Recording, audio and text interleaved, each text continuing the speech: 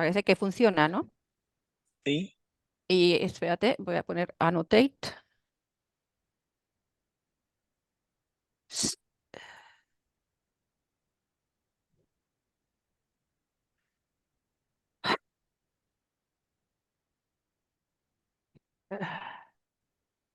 Un momento que es que tengo que permitirle al Zoom. eh, Tremendo capataz. Un gran saludo para Nanito, para José Santos, para el Tasquide. Bueno, se retira hoy día, se jubila el partido, imagínense.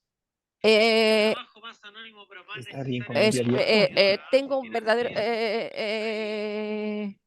Espérate, no sé lo que me ha hecho. trabajo impresionante. Tranquila. Me ha quitado, me ha cerrado la.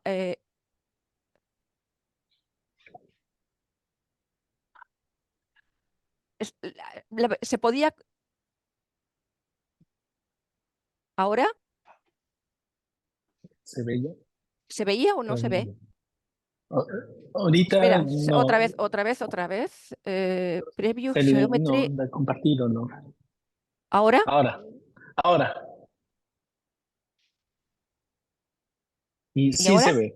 Ahora sí se Sí, ve y además, sí, por lo menos pasa. No estoy sí, muy segura sí. y se ve si marco Sí o se no ve lo. bien. Se ve el azul No que está estoy muy. marcando. Sí, a ver. Sí, sí, Perfecto, sí. porque es que voy a hacer ahí porque he intentado anotar y entonces no sé qué me dice del Zoom que quiere hacerse cargo de mi ordenador. He ido y me ha echado. Así que Ya. eh, lo quitamos. Ahí estamos. No, perfecto. Vamos Sí. a dar inicio. Muy buenos días acá en Ecuador. Buenas tardes en Suecia. Doctora Milagros, muchísimas gracias por aceptar la invitación al encuentro Mujeres Geómetras desde la línea ecuatorial. Sí, Milagros Izquierdo, profesora de la Universidad de Linköping, Suecia, Ujú. nos va a hablar el día de hoy sobre on the Axisymmetric stratification of the branch locus of modular space of Riemann surfaces.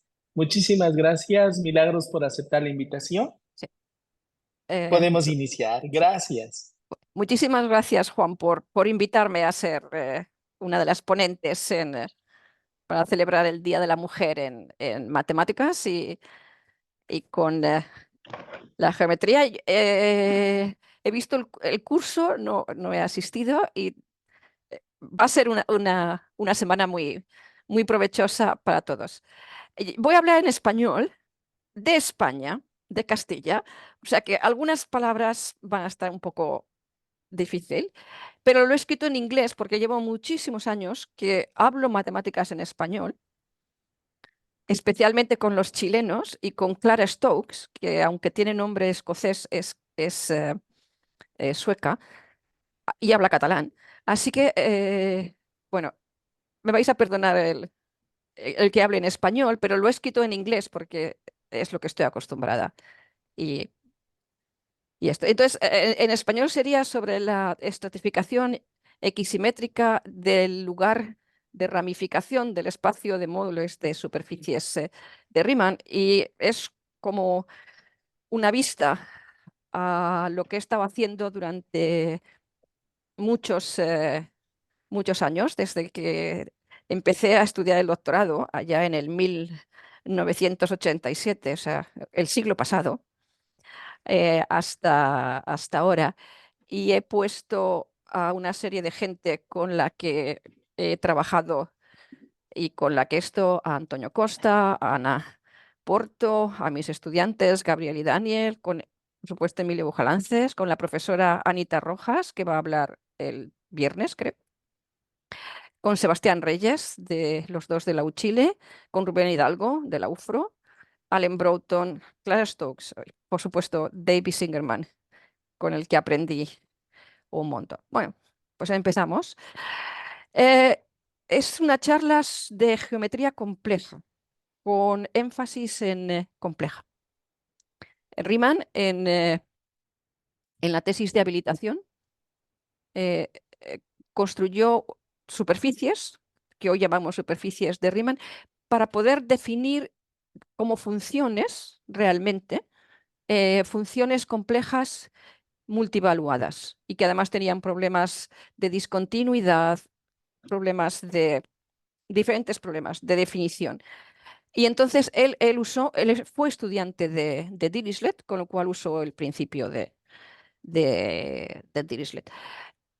También prueba que realmente para construir estas superficies, la estructura compleja de las superficies necesita 6G menos 6 módulos, donde el G es el género, enseguida lo vamos a ver. Y además, él está estudiando, lo que le interesan es definir funciones que van a ser meromorfas. Y lo que ve es que cuando tiene estas funciones meromorfas, que están bien definidas, y bueno, como son funciones meromorfas, lo primero que tiene que hacer es no usar el plano complejo, o sea, que son funciones complejas, pero va a permitir polos, luego va a permitir, estamos en la esfera, en el plano complejo extendido. Y lo que también ve es que estas funciones forman cuerpos de funciones para curvas. Luego, Weierstrass aún lo va a hacer más. Entonces, el género primer invariante es el género topológico, el género de la superficie, que ahora lo vamos a ver. Por supuesto, la única superficie de género 0 es la esfera y las superficies de género 1 son los toros. Y estamos hablando de variedad de integrales abelianas, estamos hablando de funciones complejas, con lo cual las superficies y esto van a estar dados por los módulos, por lo cual vamos a llamarlos los espacios de móduli. En el 1856, cuando va a sacar la cátedra, Riemann lo que hace es estudiar las geometrías de superficies. Y entonces da el tensor para ver la geometría de la superficie, lo que hoy llamamos el tensor métrico. Cuando estamos estudiando no las estructuras complejas de la superficie, sino las geometrías de una superficie topológica de género dado, estamos estudiando el espacio de geometrías, es el espacio de Teichmüller de las superficies. Y bueno, hemos dicho que para género 0 es la esfera, tiene por lo tanto geometría esférica. Para género 1 son los toros, que se van a poner como cocientes del plano complejo o del plano euclidio, es el mismo, por grupos abelianos, por retículos, el z veces z.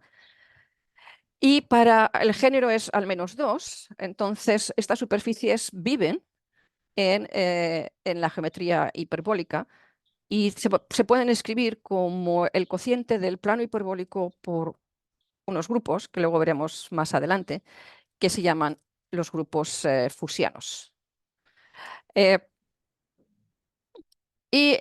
Cada vez que uno tiene la acción discontinua de un grupo sobre un espacio, por ejemplo, un grupo fusiano sobre el plano hiperbólico, topológicamente lo que uno estudia es el polígono fundamental, que luego también lo vamos a ver, y cada geometría de una superficie de género G, al menos G2, es equivalente a la geometría de un polígono fundamental en el plano hiperbólico, con las identificaciones dadas por la acción del grupo y, importante, marcados, porque para que tener la geometría tenemos que marcar las longitudes de los lados del polígono y al marcar las longitudes se obliga también a marcar ángulos.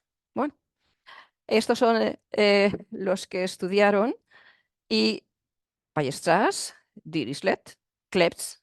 Klebs de hecho, estudió las superficies de género 2. Schwarz, que es el que estudió por comando de Weierstrass los toros. Hurwitz, que es el que da el método combinatorio. o sea, de cubiertas ramificadas, Teichmüller, el que estudia las geometrías, UKB. Y por supuesto, no he dicho quién es Bernard Weierstrass, ni Félix Klein, ni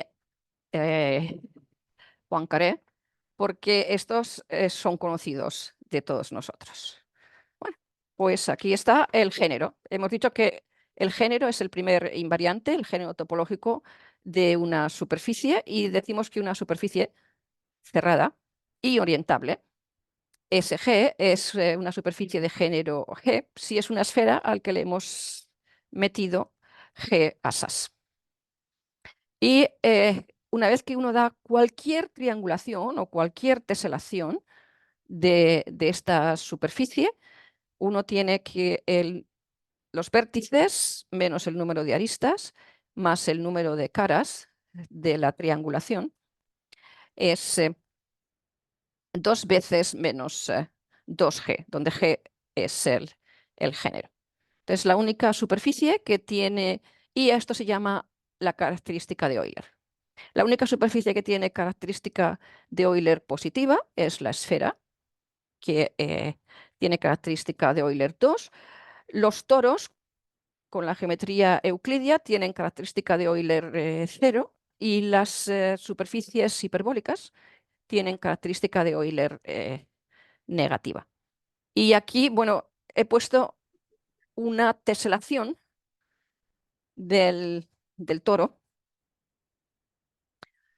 del doble toro, que tiene simplemente un vértice, una cara y cuatro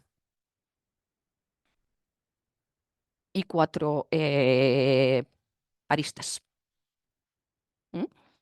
Y dicho, queremos estudiar las geometrías y, bueno, o la topología, y entonces solemos decir que una superficie es un espacio donde alrededor de cada punto tenemos algo que es como el plano. Pero además, globalmente, cuando pegamos esto que tenemos algo que es como el plano, es una carta. Entonces tenemos un homeomorfismo en el plano, pero además cuando tenemos cartas que se juntan, que tienen intersección no nuda, claramente tienen que ser compatibles. ¿Qué queremos decir con los compatibles? Bueno, he puesto la esfera de Riemann claramente para poner. En la esfera de Riemann tenemos 2 cartas, que vienen dadas por la proyección estereográfica. Cogemos la proyección estereográfica desde el polo norte, que he llamado P1, y es claramente un homeomorfismo. Es más que un homeomorfismo. Y cogemos para tener, y esto cubre, como es una proyección, nos cubre, o sea, en cualquier punto que no sea el propio polo norte, alrededor del punto tenemos de hecho el plano complejo, tenemos el plano euclidio, por lo cual es una buena carta. Y nos cubre todos menos el propio polo norte, que se nos va al infinito, o sea que se nos iría al infinito de la esfera de Riemann. Sería un polo. Bueno, pues ahora cogemos la proyección estereográfica desde el polo sur. Lo he llamado el -1 porque sería el 0, 0, -1. Y ahora tenemos exactamente lo mismo. Tenemos otro homeomorfismo que está bien y cubre a todos los puntos excepto al polo sur. Y además, bien, alrededor de cualquier punto que no sea el polo sur, tenemos un plano. Perfecto. Y justamente, ¿dónde coinciden estas cartas? ¿Sobre qué están definidas? Igualmente, están sobre todo el plano menos el 0. Entonces, son compatibles porque cuando vamos desde el plano hasta la esfera por la proyección estereográfica desde el polo norte, y luego volvemos de la esfera al plano por la proyección estereográfica desde el polo sur. Hemos dicho que vamos del plano al plano, pero hemos quitado el cero. Y entonces, justamente, la composición de esas cartas es un difeomorfismo del plano complejo menos el origen. De hecho, es la función 1 partido por z, que le vamos a llamar, a partir de ahora le voy a llamar la parte j. Entonces, todos los puntos de la esfera de Riemann, de la esfera, se comportan bien, y además, por lo cual la esfera es una superficie y tiene la geometría, y ahora vamos a ver enseguida qué geometría tiene. Y en realidad todos sabemos que cualquier carta que sea compatible con una de estas dos proyecciones estereográficas va a estar incluida en la estructura geométrica de la, de la, de la esfera. Ajá. ¿Y ahora qué me pasa?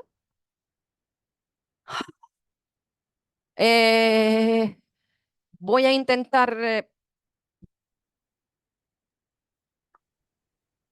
¿Se congeló nuevamente? es que no puedo... voy a intentar... de pronto me tira. Ya. Ahora... Ok. Pues sí que vamos a tener suerte. Ahora ya, esperemos que... Sí. View. Ahora.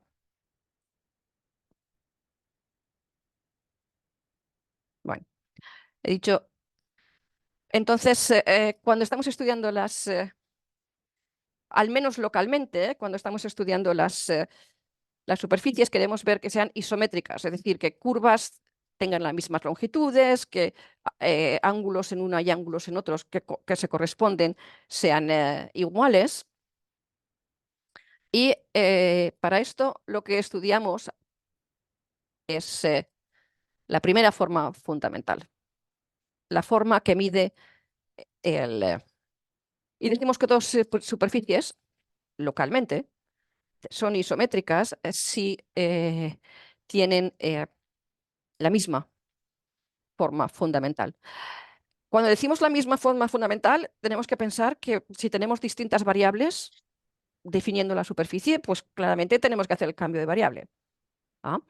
Y entonces, bueno, la que siempre conocemos es el plano complejo, el plano euclidio, y los movimientos del plano euclidio se escriben como, si el z es un número complejo, se escribe en un movimiento como az más b, y si queremos que sea un movimiento y no distorsionar longitudes, claramente el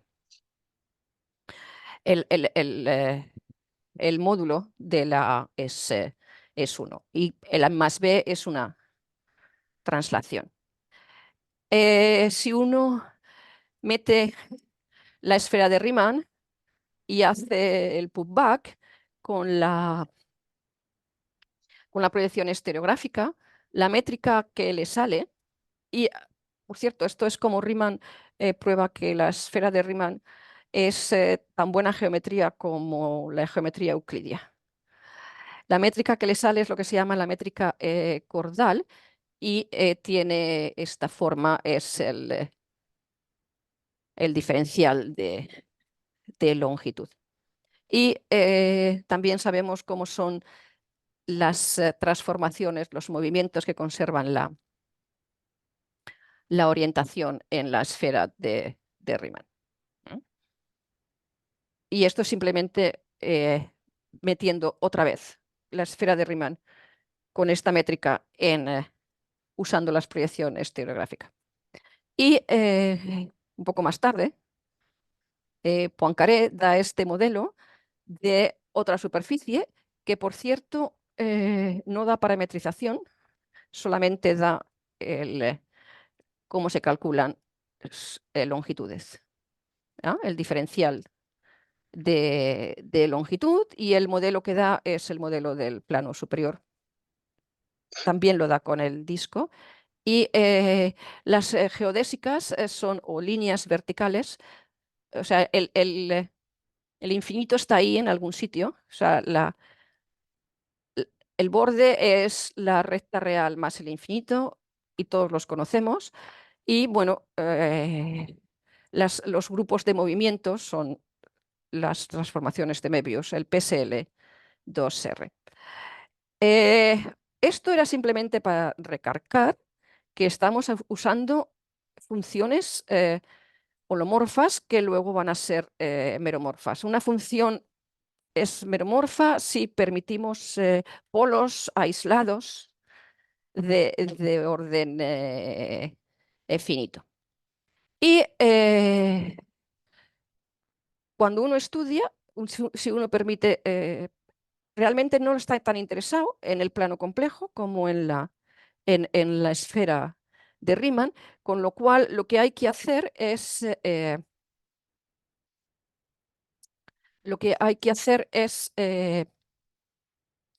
extender el concepto de función meromorfa a la esfera de Riemann. Y bueno, recordamos que tenemos una función que es la 1 partido por z, aquella que nos daba la compatibilidad de las dos proyecciones estereográficas, y esta lo que hace es cambiar el 0 con el infinito.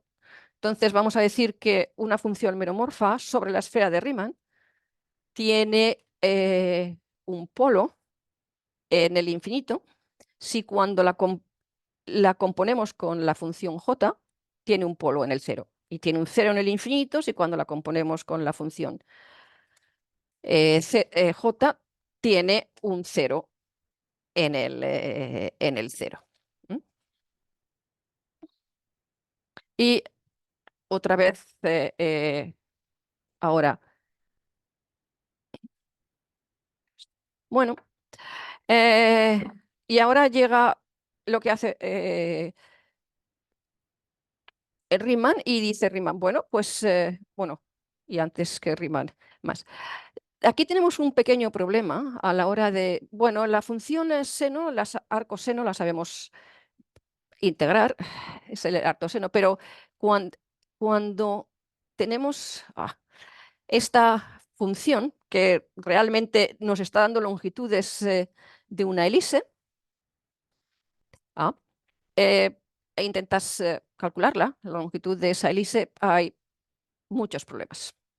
Para empezar, es multivaluada, no está bien definida, tiene puntos de multiplicidad, todo un jaleo. Entonces, bueno, digamos que el A es 1, raíz de 2, el A es raíz de 2, entonces, ¿qué es lo que se le ocurre a Riemann en general para esta longitud? Bueno, tenemos problemas con el I y el menos I, el I y el menos I, y tenemos problemas con el 1 y el menos 1, ya al infinito. Bueno, pues cortemos desde el I, pasando por el infinito hasta el menos I, o por algún otro lado, y desde el menos 1, si queremos hacerla nodal, pasando por el infinito hasta el I. Y ahora lo que tenemos realmente es, una vez que hemos cortado, nos queda la esfera con dos cortes.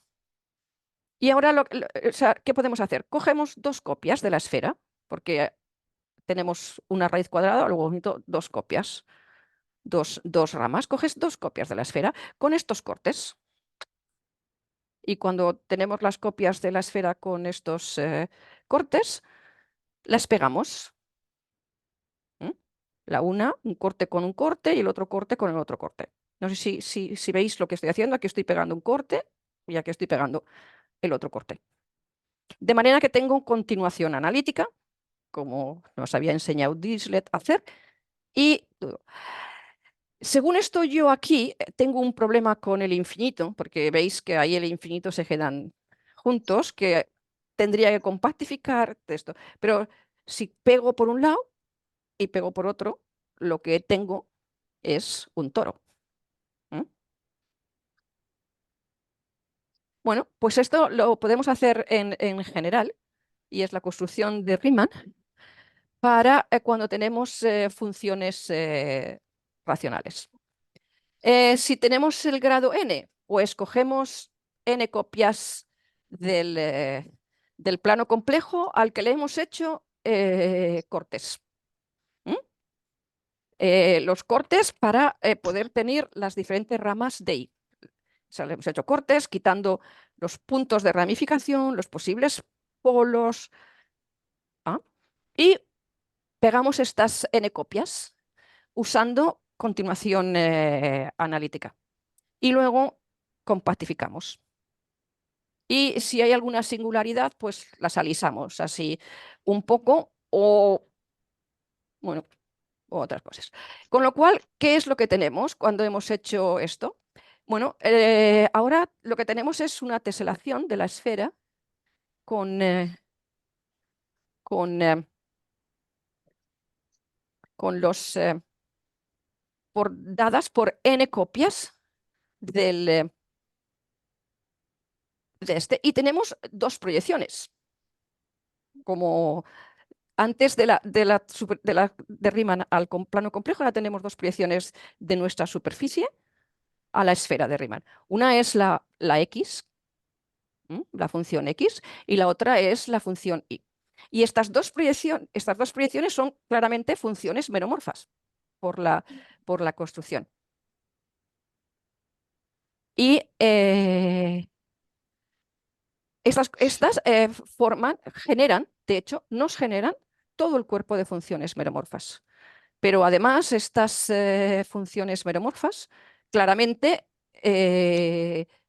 como funciones racionales, son las funciones racionales de una curva que está dada por los ceros del polinomio f de x, y. Con lo cual, tenemos esta. Esto es exactamente lo que empieza a hacer Riemann, pero quien lo hace de forma general es la construcción de Hurwitz, de cómo se calcula, y la X y la Y, si son funciones meromorfas y caen sobre la esfera de Riemann, van a ser, por la construcción, van a ser cubiertas ramificadas. Esto es la construcción de Hurwitz de que Bueno, entonces, otra vez, lo que estamos estudiando es la superficie con su cuerpo de funciones meromorfas. Esto es lo que interesa. Y nos interesan las funciones meromorfas, no la geometría. Diferentes superficies no isométricas van a tener cuerpos de funciones meromorfas isomorfas, es decir, van a ser conformes. Y bueno, hemos visto tres ejemplos que son de funciones: la esfera de Riemann, el plano complejo y el plano hiperbólico. Y las tres son simplemente con esas, significa que en las tres, cada vez que tenemos un camino cerrado, simple, lo podemos contraer a un punto. Y esta es como hacemos de un toro, como lo solemos ver, al toro aplanado. Y el toro aplanado, lo que ocurre es que lo que estamos haciendo es concentrar toda la curvatura en el punto P. Entonces, bueno, pues está el teorema de uniformización de Riemann, que realmente para los toros lo probó Schwarz y para el resto de superficies lo probó Koebe en el año 1932, que ya lo conocemos todos, que dice que cada superficie de Riemann, voy a decir de género al menos 2, es el cociente del plano hiperbólico por un grupo de automorfismos del plano hiperbólico. Si es el género 2. Para el género 1, los toros, ya lo he visto, están dados por los retículos, que es el producto directo de Z, las traslaciones en esta dirección, por z las traslaciones en esa dirección. Y aquí está, cada vez que un grupo actúa de forma discontinua, podemos estudiar otra vez, lo digo, por el polígono fundamental, nos da todo. Entonces aquí tenemos una superficie de género 2 con el polígono fundamental y de hecho el grupo gamma, el grupo fusiano gamma aquí va a ser la traslación hiperbólica que lleva a 1 a 1, la traslación hiperbólica de A2 a 2, la traslación hiperbólica de B1 a B1 y la traslación hiperbólica de B2 a B2. Entonces, otra vez, tenemos diferentes maneras de atacar las superficies de Riemann.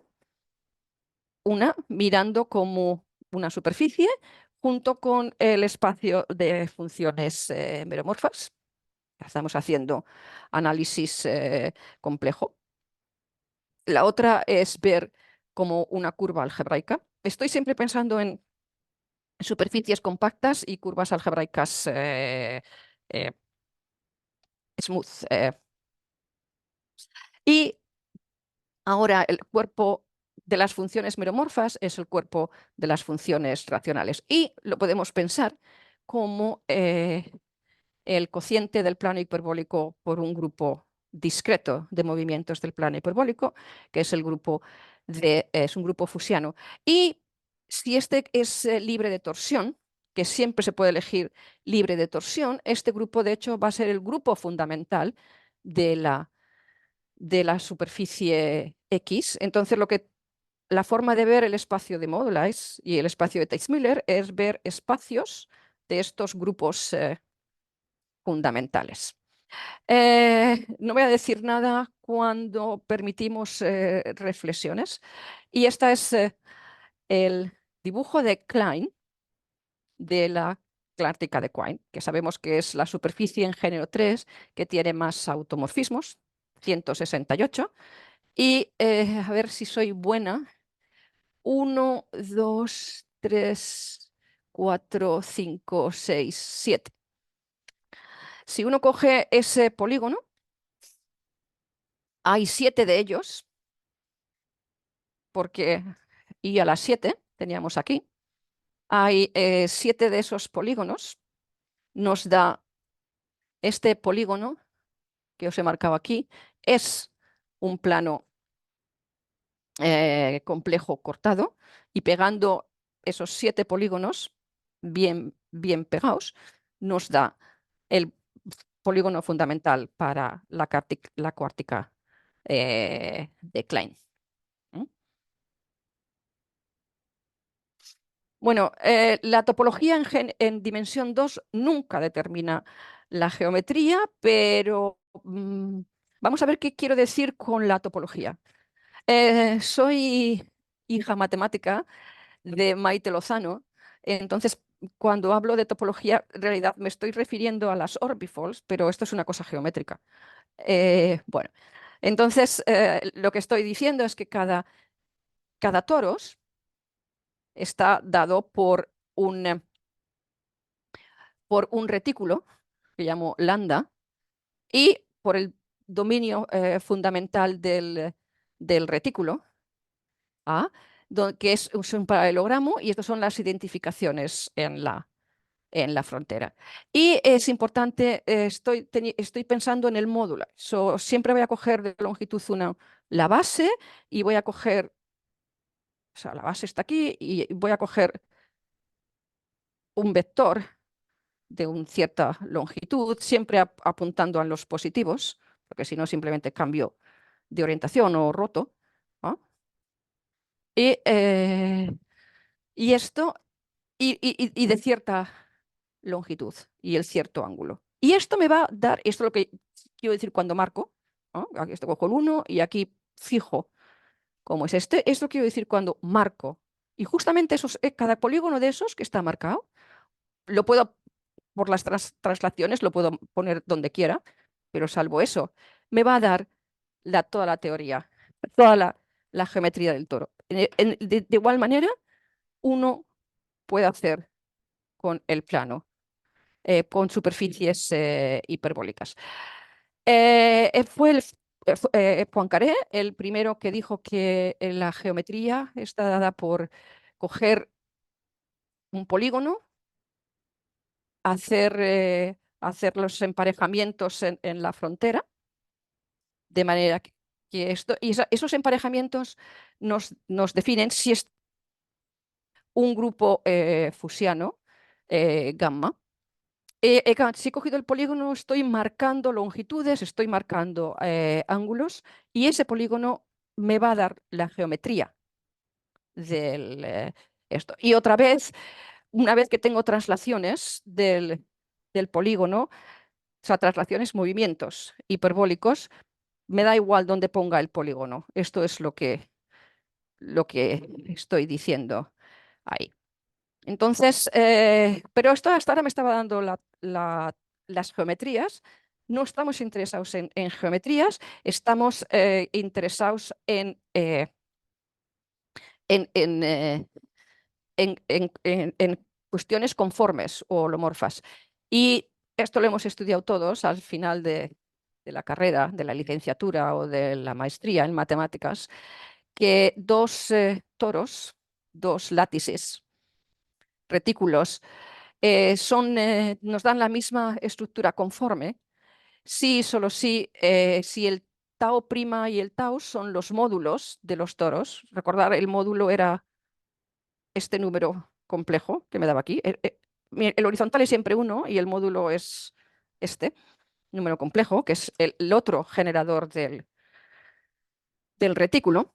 Si los módulos tienen la misma geometría, si los módulos están relacionados por un movimiento o por un elemento del PSL2Z, que son las transformaciones racionales, donde A, B, C y D son números enteros y su determinante es 1.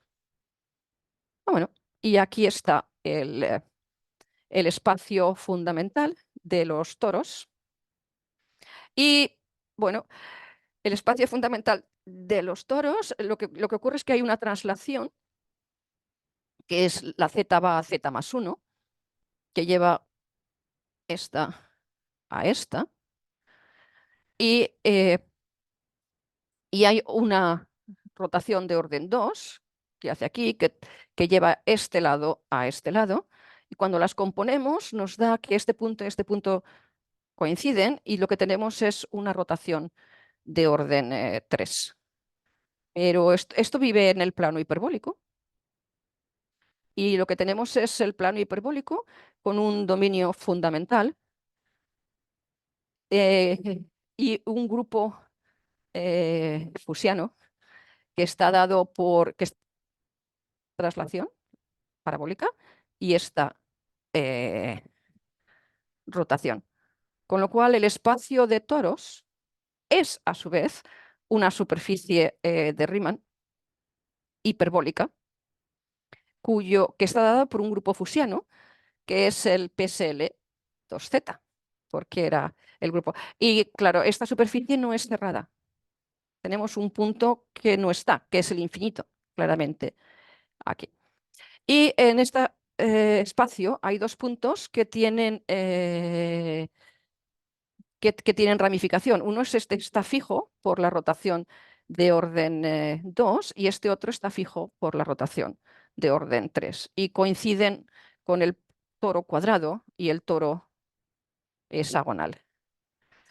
Esto mismo lo podemos hacer para los espacios de módulos de cualquier superficie de género al menos 2. Entonces ahora lo que nos fijamos es en el grupo fundamental de la superficie. Y sabemos que el grupo fundamental de la superficie es este. Es un grupo que actúa de forma, cualquier grupo que sea isomorfo a este, lo podemos poner como un grupo que actúa de forma propiamente discontinua en el plano hiperbólico, si el G es al menos 2. Y miramos todas las geometrías. Bueno, todas las geometrías van a estar, como hemos hecho antes, mirar todas las geometrías van a estar dadas por cómo metemos este grupo fundamental de forma inyectiva en el grupo de automorfismos del plano hiperbólico, de manera que sea discreto. Y, bueno, y ahora queremos estudiar, ¿vale? Pues este es el espacio de Teichmüller. Este es el espacio que nos mira todas las geometrías, porque claramente cuando tenemos otro grupo que sea conjugado a él, nos va a dar un polígono fundamental que es exactamente isométrico al otro. Y entonces ahora lo que tenemos que hacer es estudiar este polígono y miramos las coordenadas de Fenchel. Y para eso lo que tenemos que hacer es poner las superficies como un conjunto de los pares de pantalones. Claramente un par de pantalón es, bueno, si aquí tenemos cogemos dos hexágonos rectángulos y pegamos la C con la C, la A con la A y la B con la B, claramente nos quedan, no sé si puedo anotar. A ver.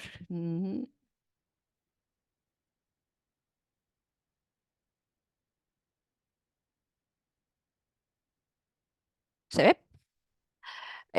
Esta es la gamma 2, esta es la gamma 1 puesta así y esta es la gamma 3.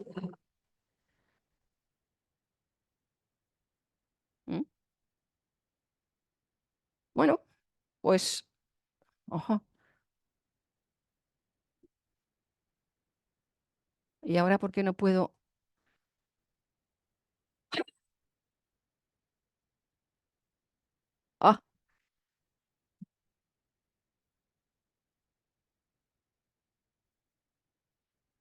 Ah, es imposible.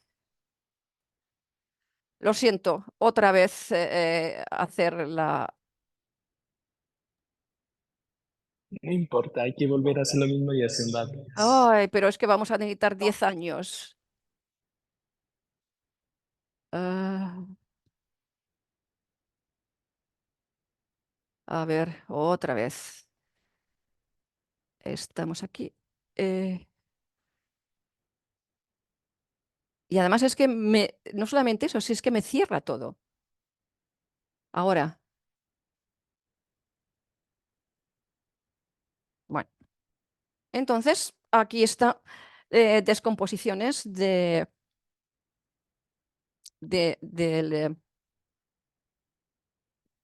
de cualquier superficie. Si es de género G, tenemos 2G menos 2 pares y tenemos 3G menos 3 bordes. Los pegamos, decimos, bueno, pues 3G menos 3 bordes al esto, como uno va por aquí o por aquí, tenemos 6G menos 6.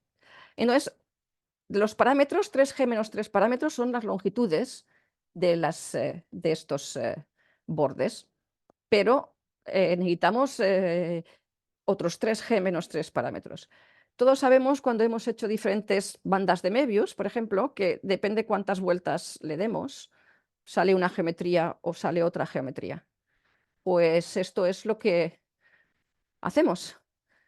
Si ahora al pegar dos pares de pantalones, depende con qué ángulo los peguemos el uno con el otro, con qué ángulo peguemos por las fronteras, que los pegamos bien, nos van a dar diferentes geometrías. Estos ángulos de pegado nos van a dar los otros 3G menos 3 parámetros. Y esto es cómo se calculan las coordenadas de una...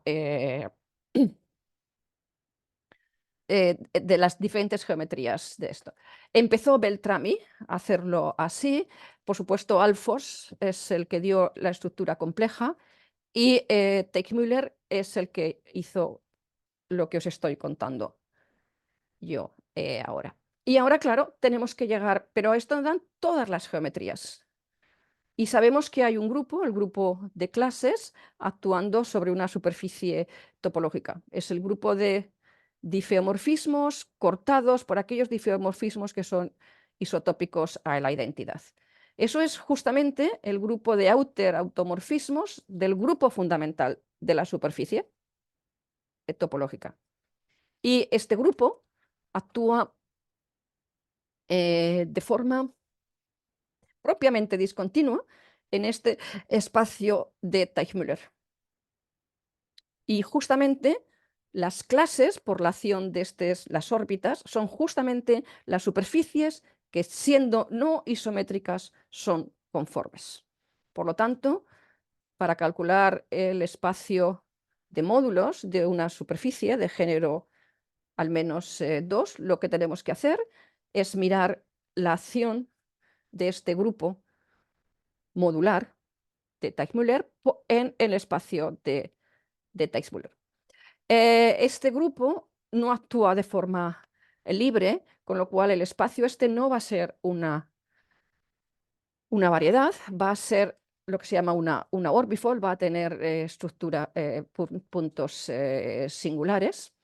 Y Nielsen, la conjetura de Nielsen, que probó Kerckhoff en 1980, dice que justamente los puntos singulares como orbifold, no como variedad algebraica, como orbifold, son aquellas superficies que tienen más automorfismos que la identidad.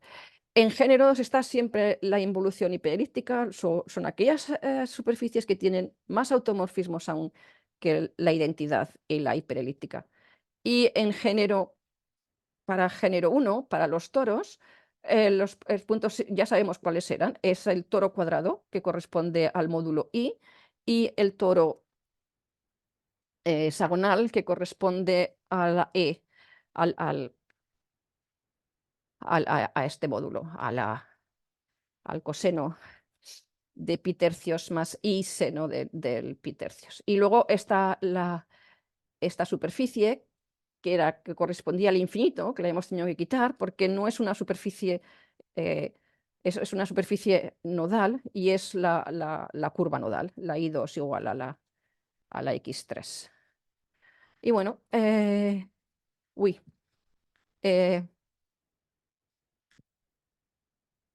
pues ahora otra vez voy a hablar de grupos fusianos y ahora lo que ocurre es que voy a permitir que haya torsión. Entonces van a tener los generadores igual, los generadores que me da una superficie de género H y además los generadores que me van a dar los puntos singulares. Como estoy en género 2, los puntos singulares no puede haber... los puntos singulares se van a corresponder con polos o con ceros de multiplicidad. Y entonces tienen que ser aislados, con lo cual va a haber un número finito, recordad que estamos en cosas compactas, de puntos donde lo que va a ocurrir es que alrededor de ese punto no tenemos 2pi, sino que tenemos un ángulo que es 2pi partido por algo, por ahí los llamamos los puntos cónicos. Si cuando hacemos como grupo fundamental de orbifold, alrededor de cada punto cónico, claramente necesitamos, si es mi veces, rotar mi veces para tener el 2pi alrededor de él, y cuando hacemos el grupo, miramos toda la presentación del grupo, lo que tenemos es la relación en larga, que consiste en que cuando hemos dado la vuelta a todos los puntos cónicos y además hemos dado la vuelta, hemos hecho los cortes para tener la superficie de género G, bueno, pues esto es claramente la identidad, porque todo lo que nos queda atrás es un disco y lo hacemos a un punto. Entonces, todo lo tenemos clasificado y la geometría en el género de la superficie subyacente y los órdenes de los puntos cónicos, ¿eh? Cómo son las singularidades. Como es un grupo que actúa de forma discontinua, claramente tenemos una región fundamental. El área de la región fundamental solo depende del grupo, no depende de dónde ponemos la región fundamental, y el teorema de Gauss-Bonnet nos dice que el área tiene que ser menos 2pi veces la, la característica de Euler, y lo que he puesto aquí, he quitado el 2pi y he puesto solo lo que llamamos el área reducida. Otra vez tenemos que el h era 1 con eso, con lo cual es contractible, y entonces tenemos esta acción que nos da el x, con lo cual el grupo fusiano delta es el grupo fundamental de la orbifold X, y lo llamamos el grupo fundamental como orbifold. Y lo que es más importante para nosotros, porque nos da la geometría, si tenemos este polígono P que está marcado, y hacemos los emparejamientos en la frontera para que realmente, que justamente estos emparejamientos es los generadores del grupo delta, pues la superficie X tiene exactamente la geometría que es hiperbólica del polígono fundamental. Y si claramente tenemos dos grupos fusianos que son conjugados incluso, pues nos van a dar que tienen el grupo, los polígonos fundamentales van a ser isomorfos. Y aquí hay, por ejemplo, este ejemplo de esta superficie que está dada por los emparejamientos. Estáis viendo cómo son los emparejamientos y dan esto. Y lo que estamos interesados, y para ir rápido, son en automorfismos.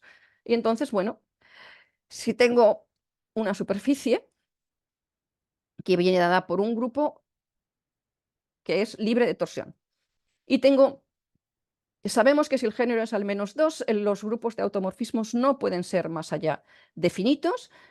Bueno, pues entonces corto la superficie por el grupo de automorfismos, me va a dar otra orbifold de Riemann, porque puede que tenga ramificación.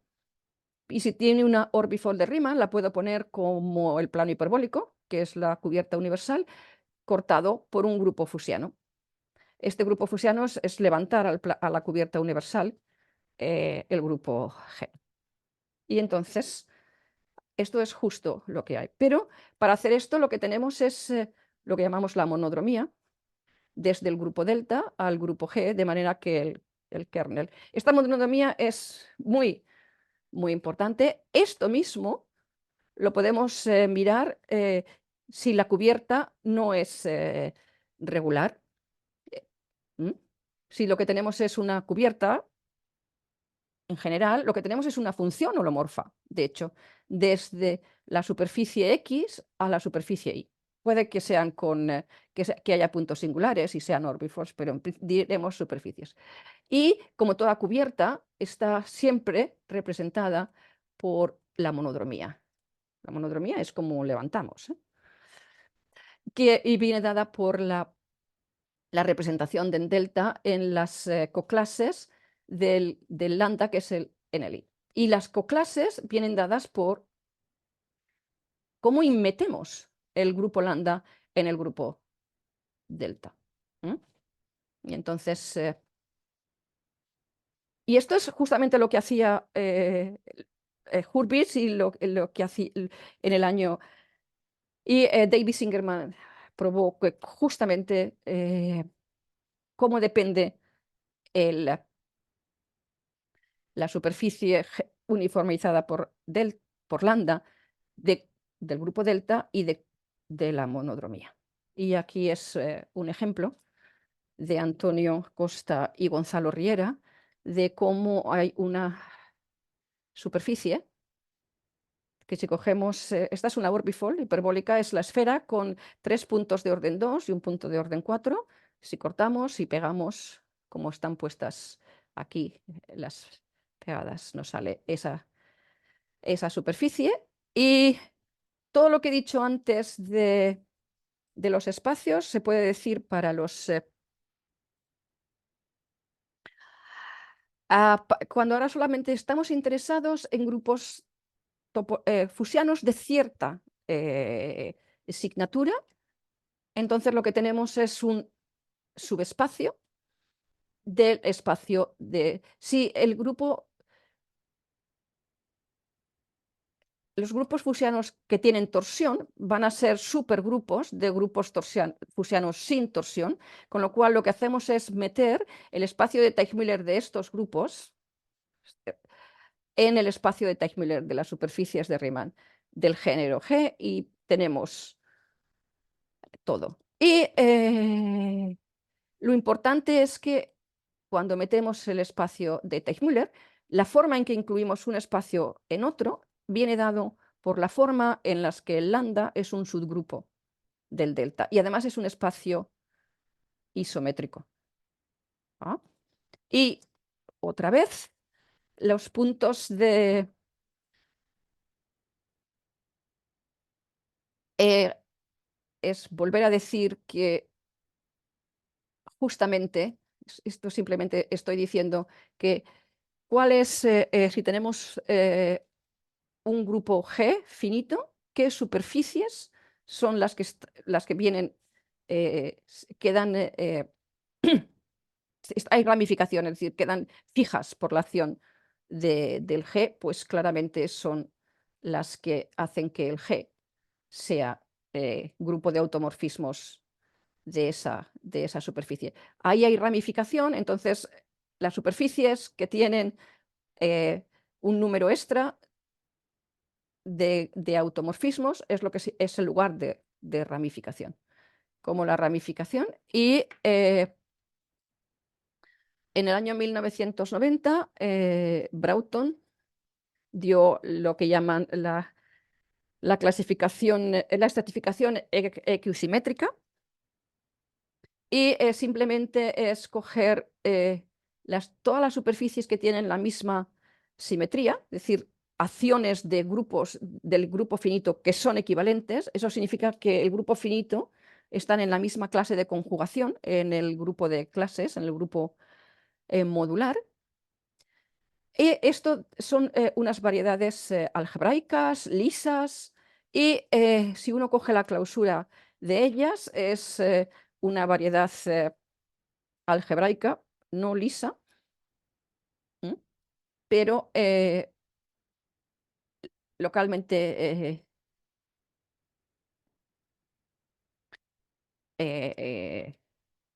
cerrada.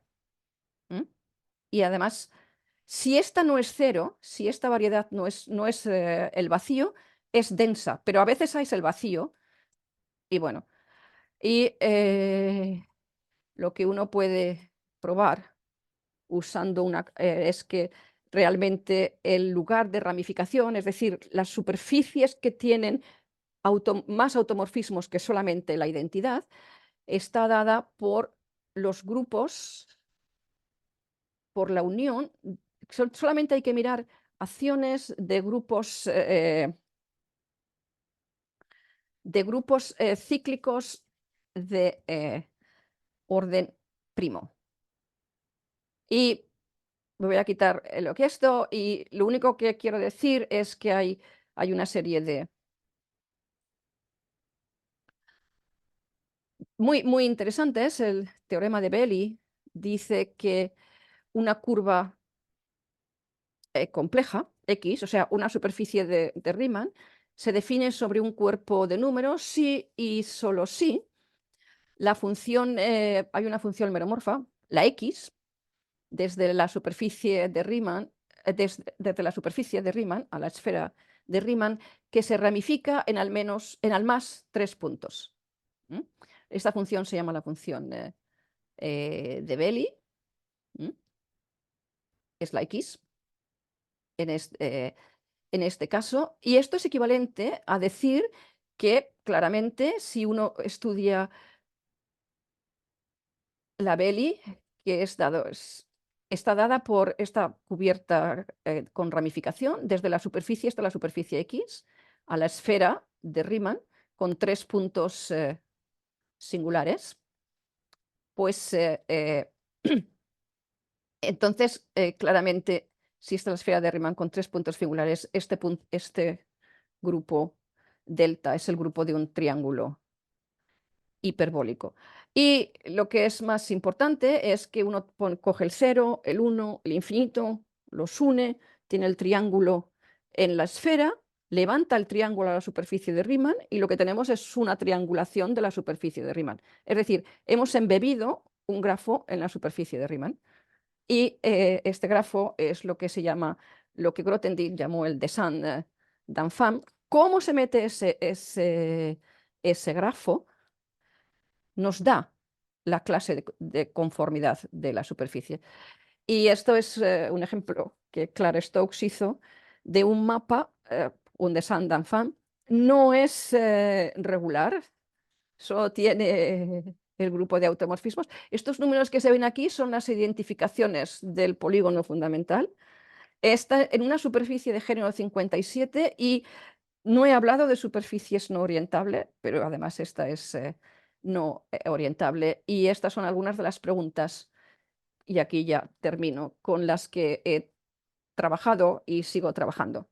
Por ejemplo, nos interesaba estudiar si cuando uno va, si el lugar de ramificación en el espacio de Modeley es con eso, porque eso significa que si tienes una superficie con un cierto tipo de simetría, y aquí tienes otra superficie con otro tipo de simetrías, si fuera con eso, sería también con eso por caminos, y uno podría tener un camino de deformaciones de una simetría a otra, siempre manteniendo algún tipo de simetría. Y probamos que no. Estamos también interesados en determinar qué tipo de superficies de Riemann admiten grupos determinados ya de superficies, si son por ejemplo, grupos grandes de automorfismos o esto. Y sobre todo estamos interesados para estudiar qué pasa con el espacio de jacobianas. Y últimamente hemos estado muy interesantes. Antes he dicho que cuando uno coge el espacio de toros, le sale otra superficie de Riemann. Porque claro, el espacio de toros estamos en dimensión 1. Compleja. Entonces, estamos también interesados en ver cómo son como superficies de Riemann los estratos equisimétricos de dimensión 1, compleja. Hemos visto que son curvas de Belly,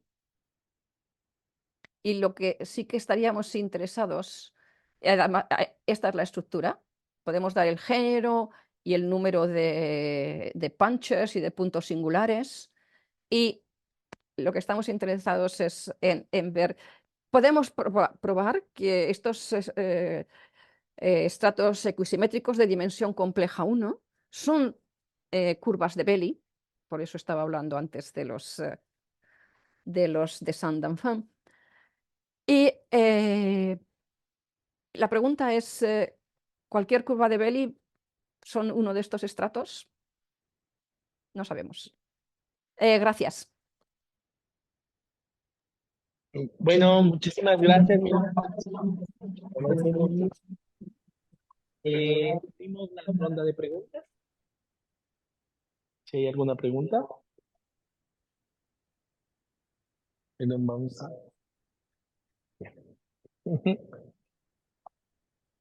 ¿Existe alguna pregunta? Veamos por el chat.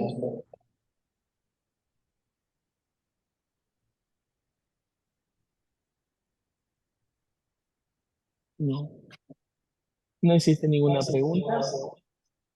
Entonces pedimos nuevamente, por favor, un aplauso para Milagros. Nuevamente, por favor. Milagros, muchísimas gracias por participar el día de hoy. Gracias. Sí, gracias por haber aceptado la invitación. Invitamos a participar cuando pueda en el resto del encuentro. Sí, Muchísimas gracias. gracias. Nos vemos a las Hola, 2. Gracias. Anita. Gracias. Gracias. Yes.